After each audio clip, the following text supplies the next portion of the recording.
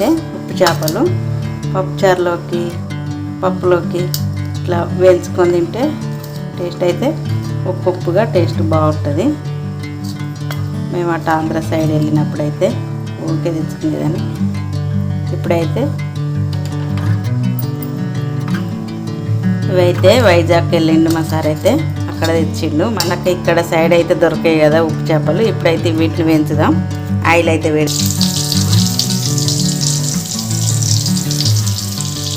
వేగడానికి అయితే 2-3 నిమిషాలు పడుతుంది. ఎందుకంటే మీడియం ఫ్లేమ్లో పెట్టించాలి కాబట్టి చాలా లేట్గా వేగుతాయి. ఇవి కొంచెం ఇంకా పచ్చిగా ఉన్నాయి అన్నట్టు, ఇంకా కొంచెం డ్రై అయిన అయితే తొందరగా వేగిపోతాయి.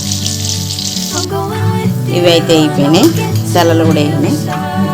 ఇట్లా వేసుకోవాలి. ఇట్లా ఎర్రగా అయిన తర్వాత స్టవ్ ఆఫ్ చేసి తీసేసుకోవాలి. ఓకేనా ఫ్రెండ్స్, బాయ్. మరి ఉప్పు చేపలు అన్నది అయితే ఉప్పు అనేది అయితే ఉంటుంది.